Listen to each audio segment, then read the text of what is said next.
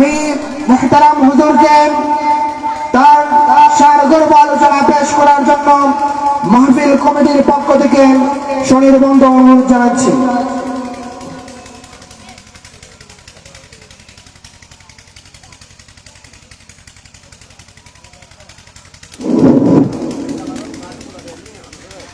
আসসালামু আলাইকুম ওয়া রাহমাতুল্লাহ।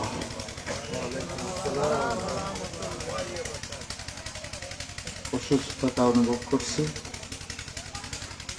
এরপরেও আল্লাহ পাকের উপর তাওয়াক্কুল এবং এই বিশ্বাস নিয়ে এসেছি যে আল্লাহর ফজল করম আমাদের সাথে আছে এবং আমাদের অনেক ভাই দোয়া করবে। এই মানসিকতা নিয়ে আল্লাহর দরবারে হাজিরা দেওয়ার উদ্দেশ্যে আগমন করছি। ইতিমধ্যে দু একটি মাহফিল যাওয়া সম্ভব হয়নি। আল্লাহ পাকের কাছে সবার আগে সবকিছুর শুরুতে আল্লাহর রহমত কামনা করে শুরু করছি। আলহামদুলিল্লাহ আলহামদুলিল্লাহ নাহমাদুহু ওয়া নাস্তাঈনুহু ওয়া নাস্তাগফিরুহু ওয়া নু'মিনু বিহি ওয়া নাতাওয়াক্কালু আলাইহি ওয়া নাউযু বিল্লাহি মিন শুরুরি আনফুসিনা ওয়া মিন সাইয়্যাতি আমালিনা।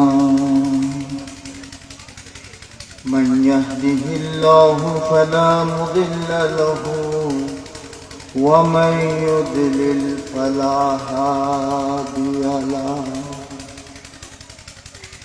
واشهد ان لا اله الا الله وحده لا شريك له واشهد ان محمدا عبده ورسوله. أعوذ بالله من الشيطان الرجيم. بسم الله الرحمن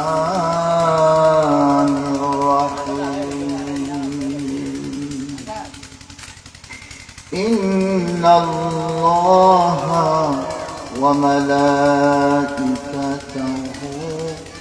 يصلون على النبي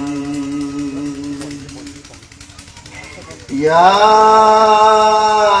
أيها الذين آمنوا صلوا عليه وسلموا تسليما. اللهم صل على سيدنا مولانا محمد وعلى آل سيدنا. بلغ العلا بكماله كشف الدجى بجماله حسنت جميع خصاله.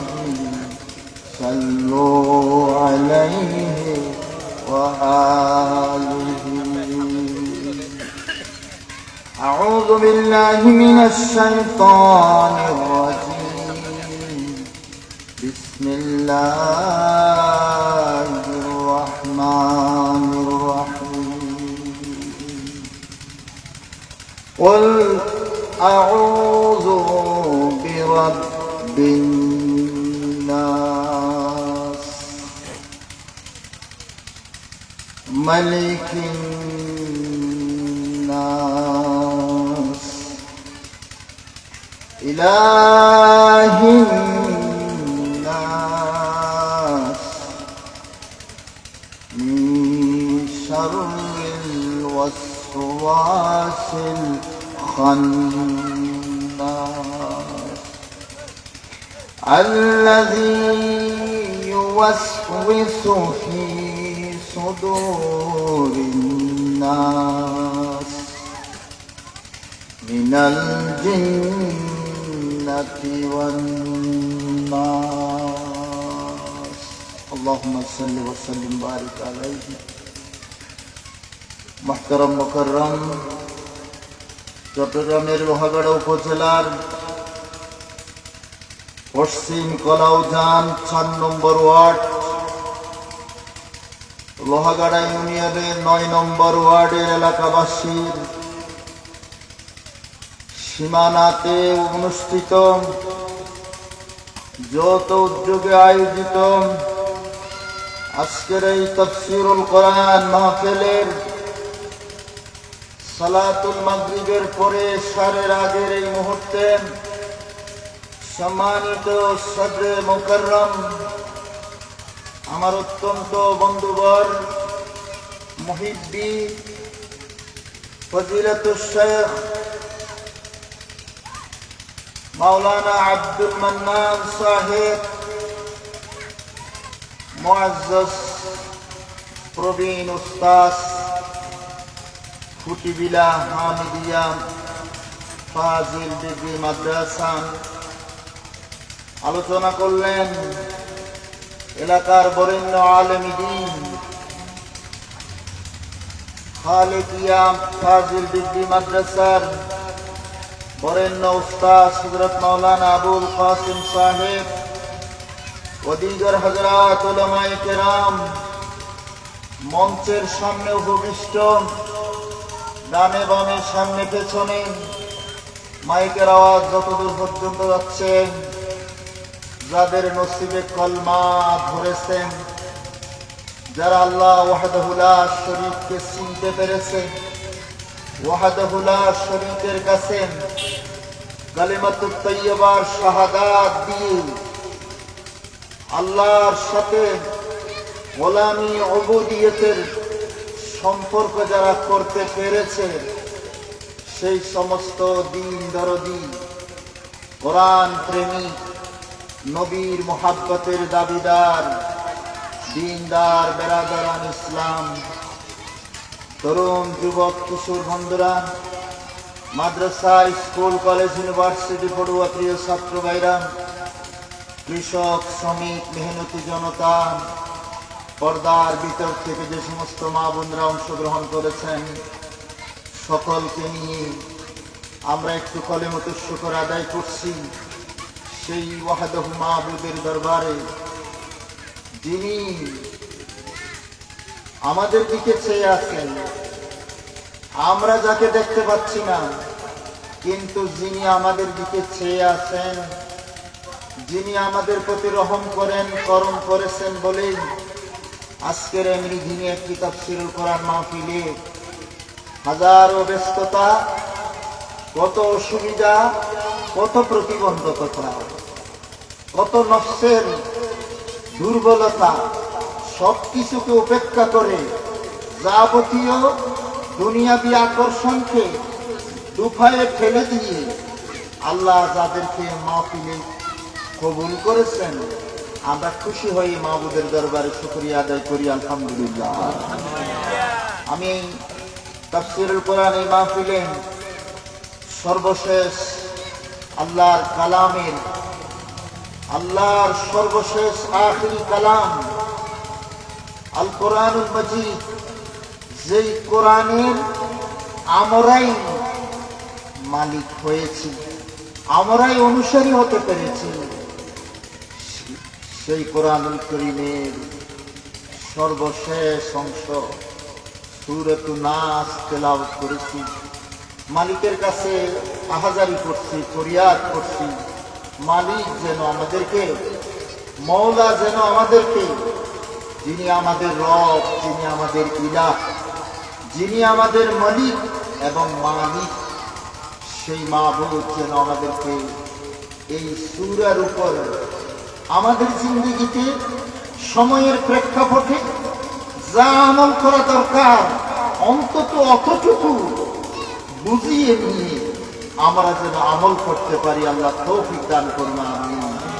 وما توفيقي إلا بالله عليه توكلت وإليه أنيب سبحانك لا علم لنا إلا ما علمتنا إنك أنت العليم الحكيم يا رب إنما أشكو بثي وحزني إلى الله وأنا أقول كما قال إبراهيم الخليل وإذا مرضت فهو يشفين اللهم اشفنا بدوائك اللهم اشفنا بشفائك وداونا بدوائك وارحمنا برحمتك يا رب العالمين সবাই একটু আমিন বলেন।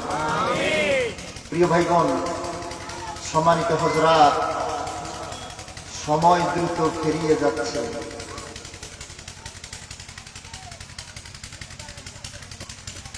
আমার পাশে দুজনে একসাথে চুনতি মাদ্রাসায় হাদিসের ক্লাসে বসছিলাম। মাওলানা আব্দুল মান্নান সাহেব, সেদিন যে কত তাড়াতাড়ি আজ চলে গেল। সেদিন ছাত্র ছিলাম, ছোট ছিলাম, হাদিসের 6টি কিতাব একসাথে কাঁধের উপর নিয়ে হোস্টেল থেকে কয়তলা, 3 তলা এই উঠতে যে কষ্ট হতো, সেই সময় কবে তাড়াতাড়ি চলে গেল। আমরা সকলেই সে পথের যাত্রী। আমাদের সকলেরই সময় খুব দ্রুত ফুরিয়ে যাচ্ছে। হাঁটি হাঁটি পা পা করে কবরের দিকে অগ্রসর হচ্ছি। কোনো সন্দেহ আছে? বাইরে কোনো সন্দেহ আছে? বছর একটা গেলে নাকি নতুন বছর আসে। নতুন বছর মানি পোস্টারে লিখে হ্যাপি নিউ ইয়ার, শুভ নববর্ষ। বছর একটা পেরিয়ে গেলে সর্বনাশা ইউরোপ আমেরিকার নাস্তিক বেঈমানেরা কি করে তো জানেন? বার্থডে পালন করে, কেক কাটে।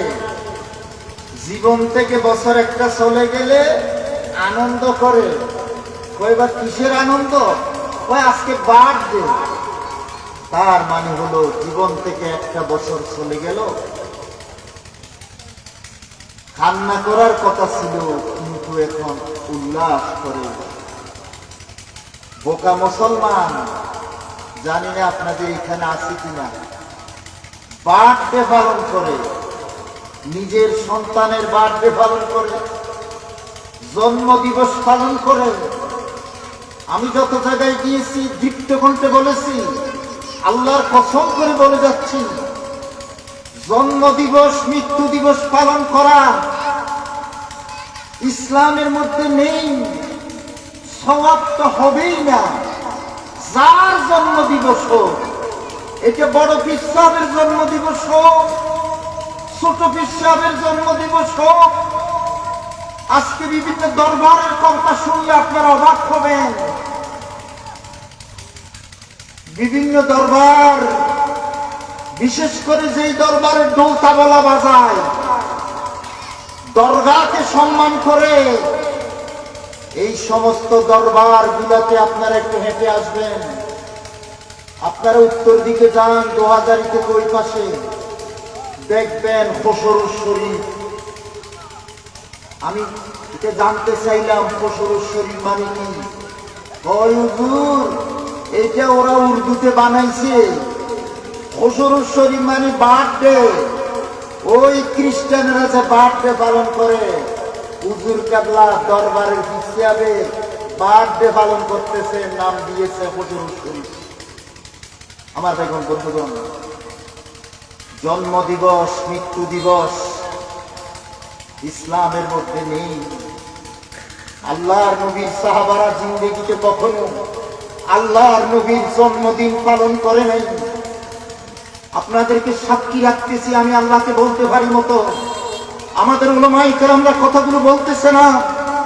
আল্লাহর নবীর জন্ম দিবস পালন করা সাহাবায়ে কেরামরা সাহস করে নাই, কারণ এগুলো খ্রিস্টানদের আদর্শ, এগুলো ইহুদিদের আদর্শ, এগুলো ইসলামে নেই। আল্লাহর নবী এই কারণে নিজের জন্ম দিবস কিংবা কারোর জন্ম দিবস আল্লাহর নবী পালন করে নাই। এই জন্য আল্লাহর কাছে আপনারা ক্ষমা চান, যে নামেই হোক, আরবি নামে, উর্দু নামে, বাংলা নামে, ইংলিশের নামে জন্ম দিবসের অনুষ্ঠানে যাবেন না। এটা বড় পীর সাহেবের জন্ম দিবস হোক, গারাঙ্গিয়ার বড় হুজুরের জন্ম দিবস হোক, সুন্নতির শাহ সাহেবের জন্ম দিবস হোক, তবে আমি জানি, আমি যাদের নাম বলতেছি, সুন্নতির শাহ সাহেবের দরবারে শাহ সাহেবের জন্ম দিবস পালন করে না। যদি কোনোদিন করে, খবরদার অংশ নিবেন না। গারাঙ্গিয়ার বড় হুজুরের জন্ম দিবস পালন হয় না, ছোট হুজুর কেবলার জন্ম দিবস পালন হয় না, বাইতুল শরফের হযরত কেবলার জন্ম দিবস পালন হয় না, মরহুম হুজুর কেবলার জন্ম দিবস পালন হয় না। সবাই বলুন আলহামদুলিল্লাহ। যদি কোনোদিন পালন হয়, আমরা তো সেদিন হয়তো থাকবো না। আপনারা যারা বেঁচে থাকবেন অংশ নিবেন না কারো জন্ম দিবস, এটা নবী রাসূলের হোক, পীর বুজুর্গের হোক, কোন নেতা নেত্রীর হোক, কোন চেয়ারম্যান মেম্বারের হোক, কোন প্রিন্সিপাল অথবা ভাইস প্রিন্সিপাল মুহাদ্দিস সাহেবের জন্ম দিবস পালন হোক অথবা মৃত্যু দিবস পালন হোক, আল্লাহর দোহাই দিয়ে বলে গেলাম, এই মাহফিলগুলোতে অংশ নেবেন না। আল্লাহ তাআলা আমাদের হেদায়েত নসিব করুন, আমিন। আমি যে কথাটা আমার মুখ দিয়ে প্রথম আসছিল, সময় দ্রুত ফুরিয়ে যাচ্ছে, কথাটা বলতে চাচ্ছিলাম। এই জন্য ভাই, আল্লাহর কালাম আমাদের সামনে হাজির, কিন্তু নিজেকে কতটুকু প্রস্তুত করতে পেরেছি? কোরআনুল কারীমের 114টা সূরা, জিন্দেগিতে কোন সূরাটা শেষ করতে পারলাম? কাল কবরে যখন যাব, 3টা ছোট্ট প্রশ্ন করা হবে, 3টা ছোট্ট প্রশ্ন। তৃতীয় নম্বর প্রশ্নটা হলো, মান হাযার রাজুলুল্লাযী বুইসা ফীকুম? মুনকার নাকির প্রশ্ন করবেন, বান্দারে তুমি আমারে জবাব দাও। তোমার সারা জীবনের সংক্ষিপ্ত ভাইবা পরীক্ষা হচ্ছে, এখন মৌখিক পরীক্ষা নিচ্ছি তোমার কাছ থেকে। 3টি প্রশ্নের জবাব দাও রে বান্দা। 3 নম্বর প্রশ্নটা কি? 3 নম্বর প্রশ্ন হচ্ছে, ওই লোকটা যাকে তোমাদের কাছে রাসূল বানিয়ে পাঠাইছিলাম, তোমাদের কাছে যাকে পাঠানো হয়েছিল কিতাব দিয়া, ইনি কে? ওনাকে তুমি চিনো নাকি? প্রশ্ন করবেন, উনি কে? প্রশ্নের ভিতর উত্তর আল্লাহ দিয়ে দিয়েছেন, সুবহানাল্লাহ। প্রশ্নটা কিভাবে করবেন? মান হাযার রাজুল আল্লাযী বুইসা ফীকুম?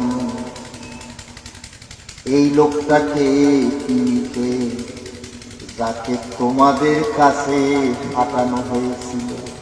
তার মানে প্রশ্নের ভিতর উত্তর লেখা আছে, যাকে তোমাদের কাছে পাঠানো হয়েছিল। সুবহানাল্লাহ। মান হাযার রাজুলুল্লাযী বুইসা ফীকুম? যারা সত্যিকার অর্থে আল্লাহর নবীকে চিনেছেন, আল্লাহর নবীকে চিনার পরে আল্লাহর নবীর কথা মতে জিন্দেগি কাটাতে পেরেছে, ওই সত্যিকার আল্লাহওয়ালা জবাব দিবে, হাযা মুহাম্মাদুর রাসূলুল্লাহ। জবাব দিবেন, ইনি আর কেউ নয়, ইনি তো মুহাম্মদ, উনি তো আল্লাহর রাসূল, উত্তর দিতে পারবেন, উত্তর দিয়ে দিবেন। বন্ধুরে, হাদিস রাসূলের মধ্যে এসেছে এবার চতুর্থ প্রশ্ন করা হবে। প্রশ্ন তো তিনটে ছিল, কবরের প্রশ্ন তো তিনটে ছিল,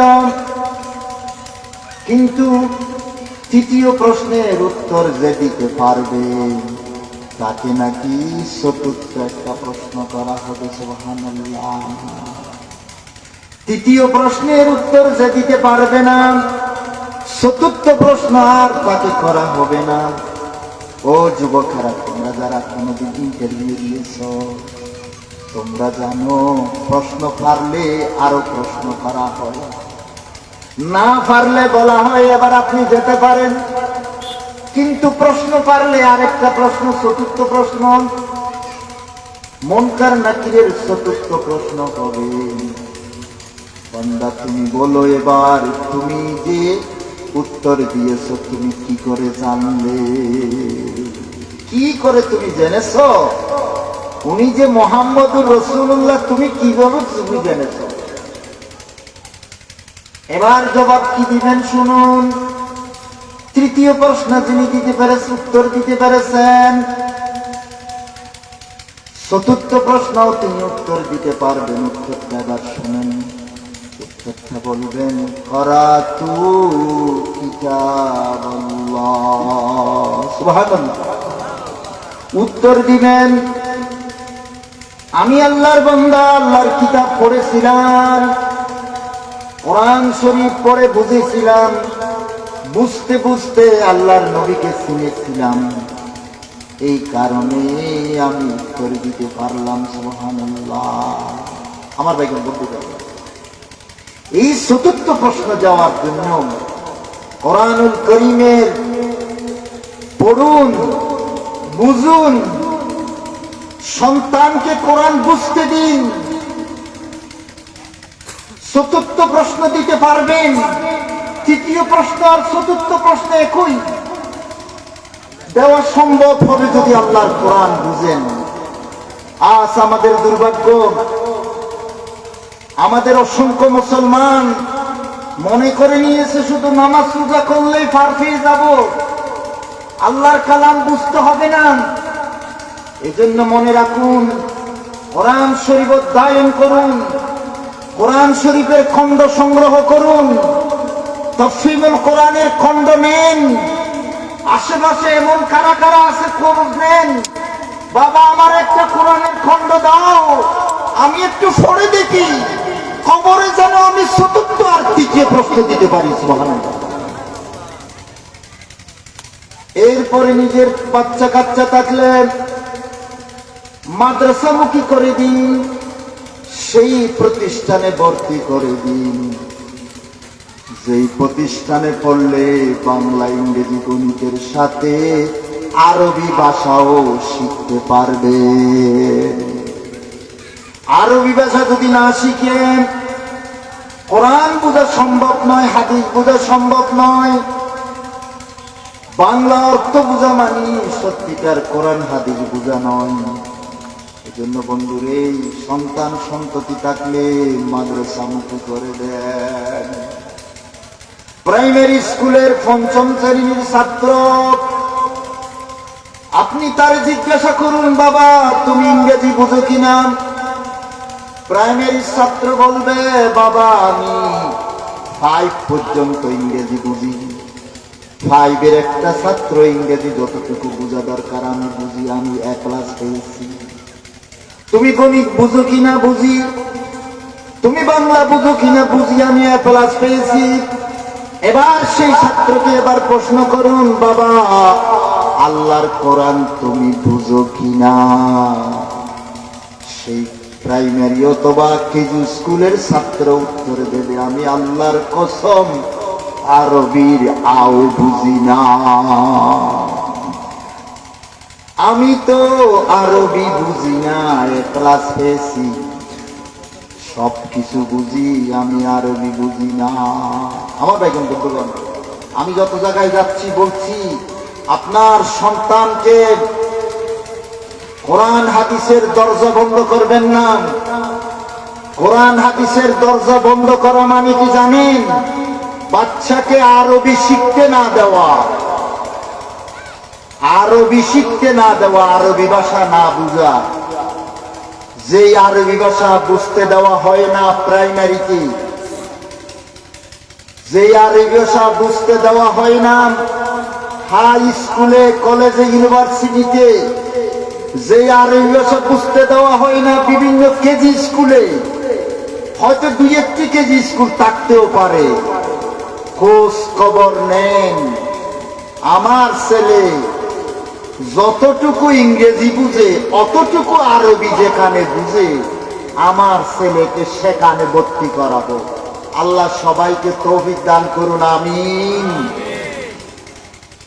আমি আপনাদের সামনে তাফসীর তো নয়, সংক্ষিপ্ত সময়ে কোরআনের তাফসীর নয়, কয়েকটি শিক্ষা বলার জন্য বসেছি।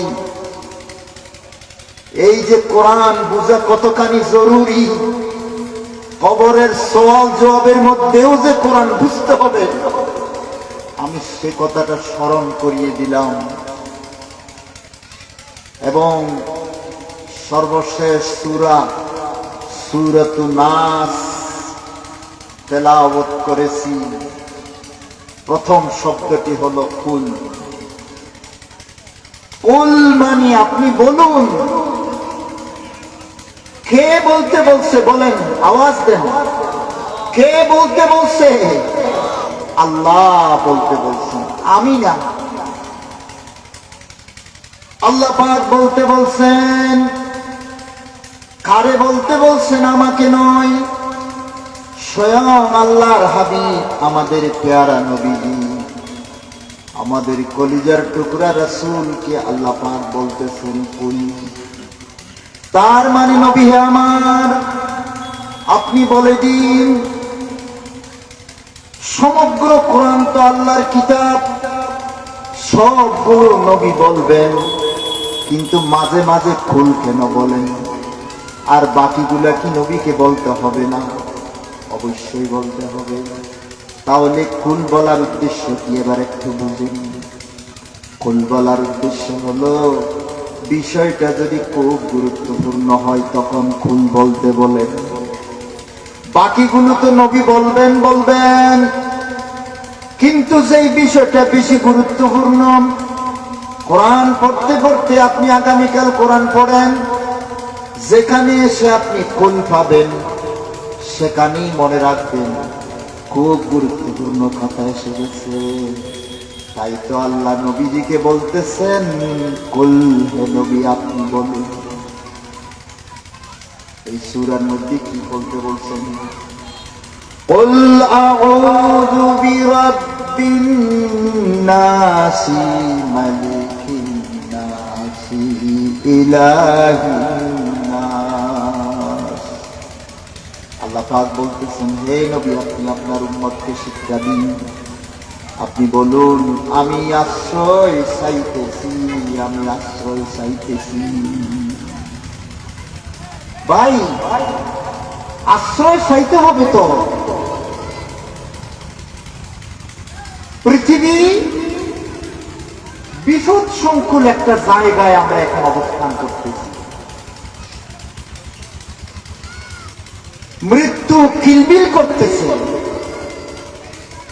যে কোনো সময় মৃত্যু আসতে পারে, যে কোনো সময় বিপদ আসতে পারে। পারে কি পারে না একটু বলেন? যে কোনো সময় বিপদ আসতে পারে। এই বিপদ থেকে বাঁচতে হলে আশ্রয় দিতে পারবেন কে? আবারও চিল্লাই বলেন কে? এই কারণে আল্লাহ পাক আল্লাহর নবীর মাধ্যমে আমাদেরকে শিক্ষা দিচ্ছেন, আউযু, আমি আশ্রয় চাইতেছি, আমি আশ্রয় চাইতেছি, আমি পানা চাইতেছি, আশ্রয় চাইতেছি। কারণ যার কাছে আশ্রয় চাইতেছি তিনি যদি আশ্রয় দেন, তিনি যদি রক্ষা করেন, কেউ আমারে ক্ষতি করতে পারবে না। সুবহানাল্লাহ। নবী আমার আপনি বলুন, আউযু, আমি ফানা চাইতেছি, আমি আশ্রয় চাইতেছি। কার কাছে? চেয়ারম্যান মেম্বারের কাছে নাকি দুনিয়ার রাজা বাদশার কাছে নাকি মা বাবার কাছে আশ্রয় চাইতেছি? না না, কারো কাছে আশ্রয় চাইতেছি না, আল্লাহর কাছে আশ্রয় চাইতেছি। কি বলে আশ্রয় চাইতেছি শুনুন, বিরাব্বিন নাসি মালিকিন নাসি ইলাহিন নাস। আমি আশ্রয় চাইতেছি तमाम পৃথিবীর মানবতা, মানুষের যিনি রব, মানুষের যিনি ইলাহ, মানুষের যিনি মালিক। নাস শব্দের অর্থ তো মানুষ, মানুষের যিনি রব, ইলাহিন নাস, মানুষের ইলাহ, মালিকিন নাস, মানুষের মালিক। এখানে আল্লাহ শব্দটি নেই। আল্লাহ শব্দটির পরিবর্তে আল্লাহর তিনটি গুণের কথা, পরিচয় কথা তুলে ধরেছেন রে বন্ধু। ও মুসলমান ভাই, আল্লাহরও তো চিনতে পারলাম না। আল্লাহর জিকির করি, আল্লাহর চিনি না। 5 ওয়াক্ত নামাজ পড়ি, আল্লাহকে চিনি না, চিনার জন্য চেষ্টাও করি না। শুধু মনে করি কলমায় শাহাদাত পড়েছি, কালমায়ে তাইয়্যিবা পড়েছি, এটুকুনকে যথেষ্ট মনে করি। বন্ধুরে, আল্লাহকে চিনার জন্য অন্তত 99টা নাম জানা লাগবে। 99টা সিফাতি নাম মুখস্থ করতে আমি একেবারেও বলবো না। মুখস্থ করে তোতা পাখির মতো আপনার সন্তান বলতে পারে আল্লাহর 99 নাম। খুশি হওয়ার তেমন বেশি কিছু নাই, খুশি হওয়ার কিছু নাই। বাচ্চার কলিজার ভিতরে 99টা নাম গেঁথে দিতে হবে। বাচ্চারে কোথেকে জানবো, নিজেও তো জানি না। আল্লাহর পরিচয় 99টা নাম। কত বছর চলে গেল, হায়াত তো শেষ করিয়ে আসতেছে, আল্লাহকে তো চিনার জন্য চেষ্টা করলাম না। আর বর্ষা করে আছি। কবরের মধ্যে প্রথম প্রশ্ন যখন জিজ্ঞাসা করবে মান রব্বুকা, বললে উত্তর দিতে পারবো বলে মনে করেছি। আল্লাহকে না চিনে উত্তর দেওয়া যাবে না। খুব মনে রাখলে ভালো হবে, রবকে না চিনে রবের উত্তর দেওয়া যাবে না রে বন্ধু। দিনকে না বুঝে, ইসলামকে না বুঝে দিনের প্রশ্নের উত্তর দেওয়া যাবে না। রাসূলকে না চিনে, কেমন ছিলেন রাসূল তা না চিনি রাসূলের পরিচয় দেওয়া যাবে না। একটু আগেই তো বললাম, কোরআন না বুঝলে সত্যিকার রাসূলের উত্তর দেওয়া যাবে না। আমার ভাইরা বন্ধুরা, সেই 99 নামের ভিতর থেকে মাত্র 3টা নাম। একটা হলো রব, একটা ইলাহ, আর একটা মালিক। রব মানে কি বন্ধু? শুনুন ভালো করে, অল্প কথায় বুঝাই দিই।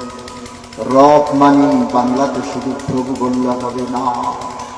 রব মানে যিনি সৃষ্টি করেছেন, যিনি মায়ের পেট থেকে জমিনে এনেছেন, তুলতুলে নরম শরীর থেকে শক্ত করেছেন, বড় করেছেন। জীবনে যতদিন বেঁচে থাকবো লালন পালন যিনি করেছেন তিনি রব সুবহানাল্লাহ। তাহলে আশ্রয় চাইতেছি কার কাছে? যিনি সৃষ্টি করলেন, যিনি বড় করেছেন, যিনি লালন পালন করেন, যিনি খাবার দেন, যিনি পোশাক দেন, যিনি আমারে বাঁচিয়ে রেখেছে। আমার বন্ধুরা, কুল আউযু বিরাব্বিন নাস মানে এটাই। তাহলে আমি আশ্রয় চাইতেছি মালিকের, মানুষের যিনি রব, তার কাছে আশ্রয় চাইতেছি। আমাদের পার্শ্ববর্তী মসজিদ যেটা আছে, সেখানে যখন আজান শুরু হবে সাথে সাথে আমাদের মাইক বন্ধ হয়ে যাবে। আমরা সবাই মসজিদে যাচ্ছি। আজকে পার্শ্ববর্তী মসজিদের, আমাদের পাশের মসজিদ, আপনাদের পাশের এই মসজিদটার টাইম একটু পরে পিছিয়ে দেওয়া হয়েছে। এই কারণে আমরা ওই মসজিদের আজান যখন চলবে তখনই আজানের জবাব দেব এবং আমাদের আলোচনা শেষ হবে। বলুন ইনশাআল্লাহ। তাহলে আল্লাহর কাছে আমরা আশ্রয় চাইতেছি। কি কথা বলে আশ্রয় চাইতেছি? রব্বুন নাসের কাছে আশ্রয় চাইতেছি। তার মানে স্বীকার করে নিলাম, যিনি সৃষ্টি করলেন, যিনি আমাকে পয়দা করলেন, যিনি দুনিয়াতে পাঠালেন, যিনি আমারে খাবার দাবার দিয়ে হাজার নিয়ামত দিয়া বড় করলেন আর বাঁচিয়ে রেখেছে। এরপরে 2 নম্বর পরিচয়, মালিকিন নাস। মালিক মানে কি? মালিক মানে বাদশাহ, মালিক মানে রাজা, মালিক মানে যিনি রাজত্ব করেন, যিনি ক্ষমতার অধিকারী। মালিক মানে যিনি রাজা, যিনি রাষ্ট্র পরিচালনা করেন, দুনিয়া যিনি পরিচালনা করেন, তিনি মালিক। ও মুসলমান ভাই, একটু থাকান। কোরআনের প্রথম সূরা সূরাতুল ফাতিহা, সেই সূরায়ে ফাতিহার মধ্যে শব্দটা আসছে কিভাবে একটু খেয়াল করুন। আলহামদুলিল্লাহি রাব্বিল আলামিন আর রাহমানির রাহিম মালিকি ইয়াউমিদ্দিন। প্রথম সূরার মধ্যে শব্দটা আসছে মালিক, মিমের পরে আলিফ আছে, আর শেষ সূরার মধ্যে মিমের পরে আলিফ নাই। মালিকিন নাস, মালিক এবং মলিকের মধ্যে পার্থক্য আছে বন্ধু। ও বন্ধু শুনুন, আল্লাহর কালাম শুনুন। মালিক মানে সাধারণ মালিক। আপনি আজকে একটা গরু আপনার বাড়িতে লালন করতেছেন, আপনি গরুর মালিক হয়ে গেছেন, কিন্তু বন্ধুরে আপনি গরুর মালিক নন, আপনি মালিক। মালিক মানে সাধারণ মালিকানা যিনি পেয়েছেন।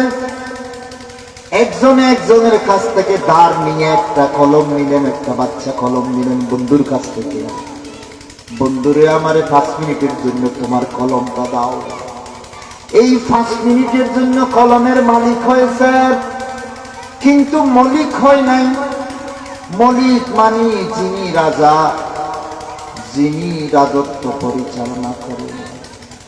এবার বন্ধু শুনুন, আমরা আল্লাহর কাছে কি বলেছিলাম, কি ওয়াদা করতেছিলাম? আল্লাহকে বলতেছিলাম মালিকিন নাস। আমি আশ্রয় চাইতেছি যিনি মানুষের রাজা, মানুষের রাষ্ট্র যিনি পরিচালনা করবেন, আমি তার কাছে আশ্রয় চাইতেছি। আমার ভাইগণ, আল্লাহ আমার প্রভু, এই কথা বলে জান্নাতে যাওয়া যাবে না। আল্লাহ আমি আল্লাহর গোলাম, আল্লাহ আমার প্রভু। প্রভু বললে হবে না, শুধু প্রভু মানে হচ্ছে রব্বুন নাস। আপনাকে এবার বলতে হবে আল্লাহ আমার রাজা, আল্লাহ আমাদের দেশ চালাবেন। সে কথা যতদিন বলবেন না, ততদিন কবরের প্রথম প্রশ্ন দেওয়া সম্ভব হবে না। কারণ কবরের প্রথম প্রশ্ন হলো রব তোমার কে? মার রব্বুকা। এখানে রব বলে শুধু রব বুঝাই নাই, 99টা গুণ, সবগুলোর সমন্বয়ে যিনি আল্লাহ, সেই আল্লাহর পরিচয় কবরে প্রশ্ন করা হবে। এই কারণে বন্ধু, আজ এই মুহূর্তে যারা আমার ওয়াজ শুনতেছেন, আমার ওয়াজ কেন শুনবেন? আপনি ওয়াজ শুনতেছেন সূরা নাস। এই সূরা নাসের মধ্যে মাত্র 3টি আল্লাহর পরিচয়, আর দ্বিতীয়টি হচ্ছে প্রভু নয়, যিনি রাজা।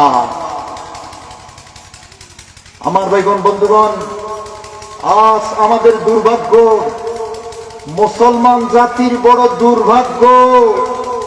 সেই দুর্ভাগ্যের একটা কাহিনী হলো, আমরা কোরআন শরীফ তেলাওয়াত করি, কোরআন শরীফ বুঝার চেষ্টা করি না।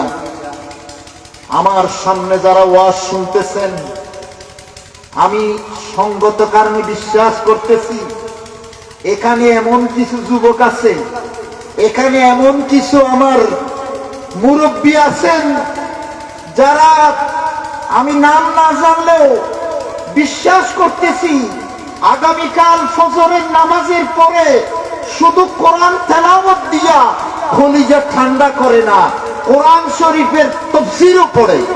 সবাই বলুন আল্লাহু আকবার। সেই যারা কোরআন শরীফের তাফসীর পড়েন, আমি তাদেরকে স্বাগত জানাচ্ছি, মুবারকবাদ জানাচ্ছি। আপনারা যারা কোরআন অধ্যয়ন করেন, বাড়িতে কোরআনের তাফসীর আছে, হতে পারে সৈয়দ আবুল আলা মওদুদী রহমতুল্লাহ আলাইহির তাফসীরুল কোরআন, অথবা আল্লামা মুফতি শফি আলাইহির রহমান মাআরিফুল কোরআন, অথবা ইমাম কুরতুবীর আহকামুল কোরআন, যেই থাকুক বাড়িতে আপনি ভাগ্যবান।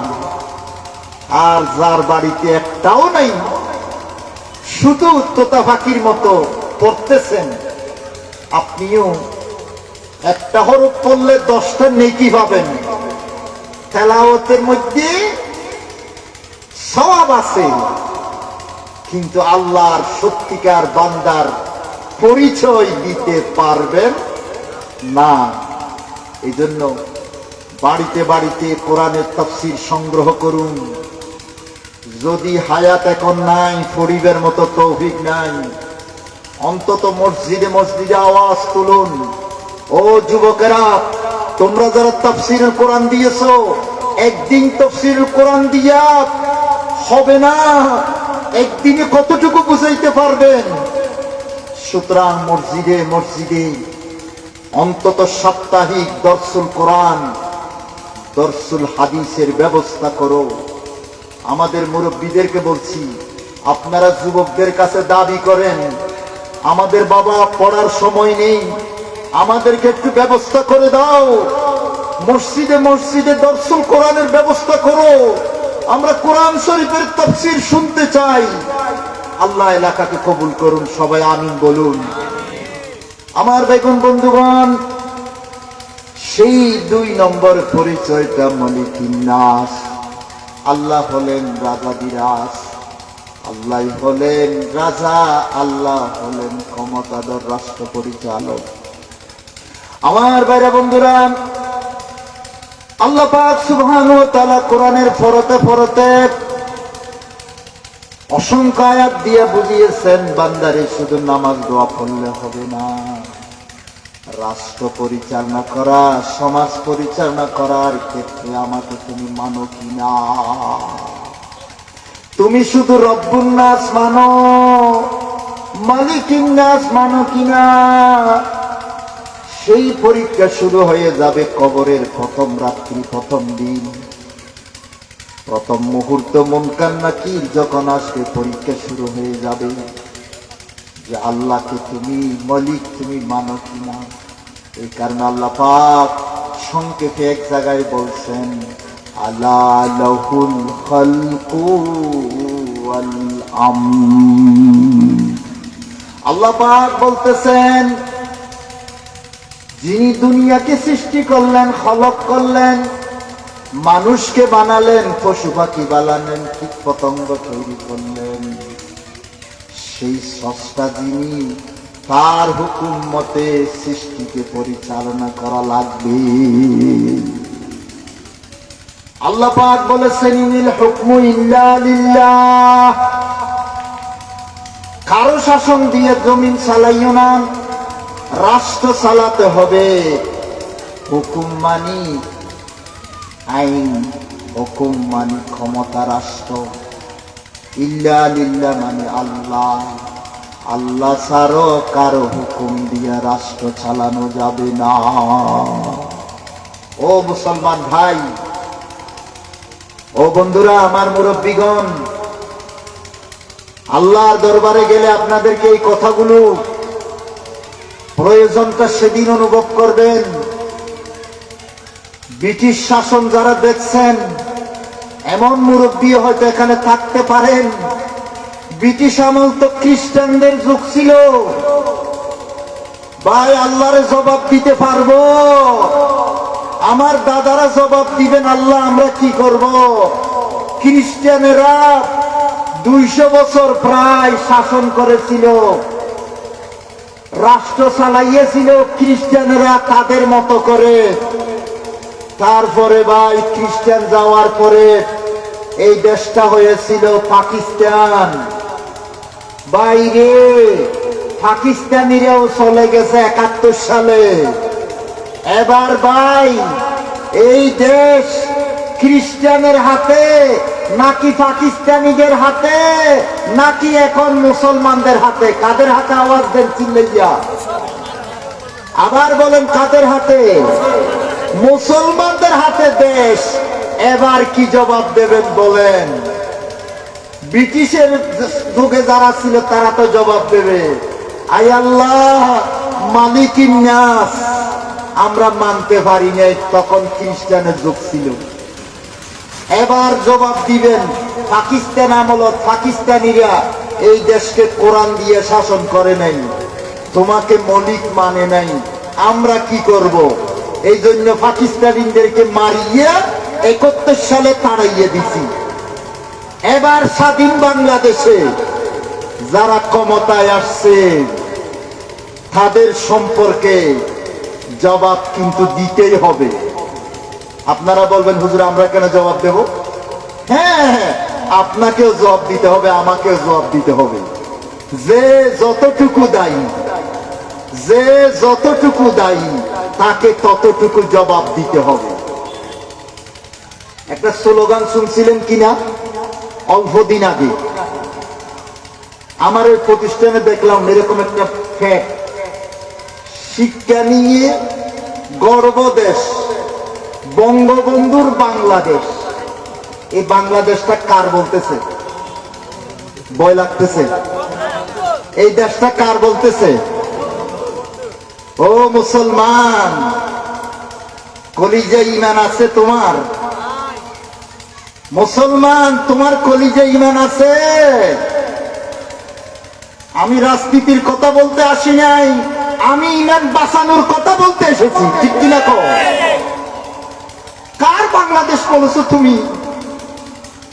তুমি কার বাংলাদেশ বলেছো? তুমি কার বাংলাদেশ বলেছো বন্ধু? বন্ধু, তুমি কার বাংলাদেশ বলেছো? ভাই বলেছে, ঠিক কিনা বলেন আমার বেগম বন্ধুগণ? সুতরাং সূরা নাসের আল্লাহর 3টা পরিচয়ের 2 নম্বর, মালিকিন নাস। আল্লাহ হলেন রাষ্ট্র পরিচালক। করতে হবে কাকে? কাকে করতে হবে? যে দল ক্ষমতায় যা, দলকে ওয়াদা করতে হবে, আমার নেতা আমার দলের আদর্শ দিয়ে রাষ্ট্র চালাবো না, আল্লাহর আইন দিয়ে রাষ্ট্র চালাবো, সেই দলকেই ভোট দিতে হবে, ঠিক কিনা বলুন? অন্যথায় সবাইকে জবাব দিতে হবে। কারণ আল্লাহ পাক স্পষ্ট করে বলেছেন, আউযু বিরাব্বিন নাস মালিকিন নাস ইলাহিন নাস। মালিকিন নাসের উপর এতক্ষণ কথা বললাম। ইলাহিন নাস মানে হলো, ইলাহ মানে মাবুদ, সমস্ত ইবাদত যার জন্য করতে হয় তিনি হলেন ইলাহ। ইলাহ হচ্ছেন তিনি, যিনি রব, যিনি মালিক। যিনি রব, যিনি মালিক, তিনি ইলাহ, তিনি সব। এই কারণে মালিকিন নাসের পর ইলাহিন নাস। আল্লাহ হলেন ইলাহ, আল্লাহ হলেন ইলাহ। ইলাহ মানে যার কাছে আখিরাতে জবাব দিতে হবে, দুনিয়াতেও জবাব দিতে হবে। মালিক হলেন শুধু দুনিয়া, ইলাহ মানে হলো দুনিয়াও তো জবাব দিতে হবে, আখিরাতেও জবাব দিতে হবে। এবার বন্ধুরা আমরা একসাথে পড়ি, আমার সাথে আপনারাও পড়েন। কুল আউযু বিরাব্বিন নাস মালিকিন নাস ইলাহিন নাস। আল্লাহর কাছে পানা চাইতেছি, আশ্রয় চাইতেছি। মিন শাররিল ওয়াসওয়াসিল খান্নাস, এক মহা বিপদ থেকে পানা চাইতেছি। দুনিয়ার রোগ বালাই, বিপদ আপদ মুসিবত থেকে নয়, মিন শাররিল ওয়াসওয়াসিল খান্নাস থেকে পানা চাইতেছি। ওয়াসওয়াস মানে দিলের ভিতর যে কুমন্ত্রণা দেয়, দিলের ভিতর যে কুমন্ত্রণা দেয়। আল খান্নাস, কখনো ভালো হয়ে যায়, কখনো খারাপ হয়ে যায়, এরে বলে খান্নাস। আমার বাইরে বন্ধুরা, এখানে ওয়াসওয়াসিল খান্নাস বলতে ইবলিস শয়তানের কথা বুঝাইছেন। ওয়াসওয়াসিল খান্নাস মানে শয়তানের কথা বুঝাইছেন। ওয়াসওয়াস কেন বলেছেন? যেহেতু সে কুমন্ত্রণা দেয়। খান্নাস কেন বলেছেন? ও বন্ধু শুনুন, ইবলিস নাকি বলে কখনো ভালো হয়ে যায়, কখনো খারাপ হয়ে যায়। মসজিদে যখন আজান দেয়, ইবলিস তখন দৌড়ে পালিয়ে যায়, আল্লাহর ভয়ে দৌড়ে পালিয়ে যায়, বলে আমার আল্লাহর ভয় লাগে। ও বন্ধু শুনেন, পালাচ্ছ কেন? শয়তান তুমি বলো। কয় আমারে আল্লাহর ভয় লাগতেছে, আল্লাহু আকবরের স্লোগান আসছে। ইবলিস ফালাই বলেছে, পিছনের দিকে ফালাই, তাড়াতাড়ি করে ফালাই যায়। আজান যখন শেষ হয়ে যায়, ইবলিস তখন আবার বন্দার কাছে চলে আসে, বন্দাকে কুখিয়াল দেওয়ার জন্য চলে আসে। তাহলে একবার পিছনে যায়, আরেকবার সামনে আসে। এই কারণে ওকে বলছে খান্নাস। এরপরে আল্লাহ পাক বলতেছেন, আল্লাযী ইউওয়াসওয়িসু ফি সুদুরিন নাস, যে নাকি কুমন্ত্রণা দেয়, মানুষের অন্তরের ভিতরে কুমন্ত্রণা দেয়। মিনাল জিন্নাতি ওয়ান নাস, এই কুমন্ত্রণা যারা দেয়, মানুষকে যারা কুবুদ্ধি দেয়, মানুষকে যারা নষ্ট করে, তারা দুই প্রকার। একটা হচ্ছে মিনাল জিন্নাত, আর একটা হচ্ছে ওয়ান নাস। একটা হচ্ছে আগুনের তৈরি ইবলিস, যে মানুষের রগে রগে হাঁটে, এই একটা। আর একটা হচ্ছে মানুষ জাতি। মানুষের ভিতর কিছু মানুষ আছে মাঝে মাঝে ভালো হয়ে যায়। এই যে আপনি দেখিবেন মাথায় টুপি দিয়া, পাঞ্জাবি দিয়া, হাজি সাহেব হইয়া মসজিদে আসছে। জি, ভালো মানুষ, হাজি সাহেব, চেয়ারম্যান সাহেব, মেম্বার সাহেব, এমপি সাহেব, সাহেব, চৌধুরী সাহেব, দেখছেন নি, খুব ভালো মানুষ। আরে তারপর যখন মাঠে ময়দানে চলে যায়, তখন ইবলিসের অনুসারী হয়ে যায়। ঠিক কিনা বলেন? মসজিদে আসলে পিচ্ছা বুজুর্গ সাহেব, একেবারে ভালো মানুষ, নামাজ ঠিক আছে, 5 ওয়াক্ত নামাজ ঠিক মতো পড়ে, কিন্তু মাঠে ময়দানে যখন যায় ইবলিসের অনুসারী হয়ে যায়, সহযোগী হয়ে যায়। এই যে গোটা সমাজের ভিতর কিছুক্ষণ আগে আমার মহতরম কাসেম সাহেব হুজুর যে আলোচনা করছেন যে মাদক দ্রব্য সমাজের রন্ধ্রে রন্ধ্রে যে ঢুকে গেছে, এই রন্ধ্রে রন্ধ্রে যে ঢুকে গেছে, ইয়াবা ব্যবসা যে চালু হয়ে গেছে, ইয়াবা যে খাচ্ছে, হেরোইন যে খাচ্ছে, মদ সরবরাহ হচ্ছে। এই যে বাংলাদেশের দক্ষিণ দিক থেকে মিয়ানমারের সীমান্ত থেকে আসতেছে ইয়াবা ট্যাবলেট, হেরোইন আসতেছে, আর উত্তর প্রান্ত থেকে ট্রেনের বগিতে করে করে আসতেছে ফেন্সিডিল, রকমারি মাদক দ্রব্য। গেল 16 বছর 17 বছর পর্যন্ত গোটা দেশে রন্ধ্রে রন্ধ্রে মাদক দ্রব্য ঢুকে গিয়েছিল, ঠিক কিনা বলেন? আপনারা ঠিক আমার সাথে হয়তো বলেছেন, বেঠিক হইলে ঠিক বলবেন না। রন্ধ্রে রন্ধ্রে বাড়িতে বাড়িতে প্রতিটি মহল্লায় মহল্লায় ইয়াবা ব্যবসা ঢুকে গেছে কিনা বলেন? আমার ভাইগণ বন্ধুগণ, সুতরাং সেই যে অবস্থা হয়েছে কাদের দ্বারা হয়েছে? ওই নেতার দ্বারা হয়েছে, নেত্রীর দ্বারা হয়েছে, যারা খন্নাসের পরিচয় দেয়। মসজিদে আসলে একেবারে ফাক্কা বুজুর্গ, ধর্মীয় অনুষ্ঠানে আসলে সভাপতি হিসাবে, প্রধান অতিথি, বিশেষ অতিথি হিসাবে, যখন মাহফিলে অতিথি হিসাবে আসে, মাইক দিলে কি সুন্দর সুন্দর হাদিসও কয়, ইসলামী ওয়াজও করে নেতারা। আবার মাঠে ময়দান ইবলিসের হাতে তুলে দেয় মাদক দ্রব্য, গান বাজনা, অশ্লীলতা, বেহায়াপনা, সমাজ ধ্বংস যারা করে, ওই মানুষগুলোকেই খন্নাস বলা হয়েছে। ইবলিস যেমন খন্নাস, আল্লাহর কোরআনের সর্বশেষ শব্দ মিনাল জিন্নাতে ওয়ান নাস। ইবলিস রগে রগে হাঁটিয়া ওই কাজ করে, আর নেতা নেত্রীরা সমাজে হাঁটিয়া হাঁটিয়া ক্ষমতা দেখাইয়া ক্ষমতার বলে গোটা সমাজকে ধ্বংস করে দেয়। আমার বেগম বন্ধুগণ, আজকে সূরাত আন-নাসের মধ্যে আল্লাহর কাছে যে পানা চাওয়া হয়েছে, একটা বিষয় থেকে শুধু পানা চাওয়া হয়েছে, সেটা হলো ওয়াসওয়াসা। ওয়াসওয়াসা যেটা কলিজা শেষ করে দেয়, কুখিয়াল কুখিয়াল মানুষকে ধ্বংস করে দেয়। আমার বেগম, সুতরাং আজকের এই সূরাটা কত গুরুত্বপূর্ণ একটু খেয়াল করুন। আমরা এই সূরা পড়তে পড়তে আল্লাহর কাছে এই সূরাটা একটা মুনাজাত। এই সূরাটা একটা কি? এই সূরাটা একটা কি? মুনাজাত। এটা মনে রাখবেন। হাত তুলে মুনাজাত করতে পারবেন, হাঁটতে হাঁটতে মুনাজাত করবেন। আল্লাহকে বলুন কুল আউযু বিরাব্বিন নাস, শেষ পর্যন্ত মাইনাল জিন্নাতি ওয়ান নাস।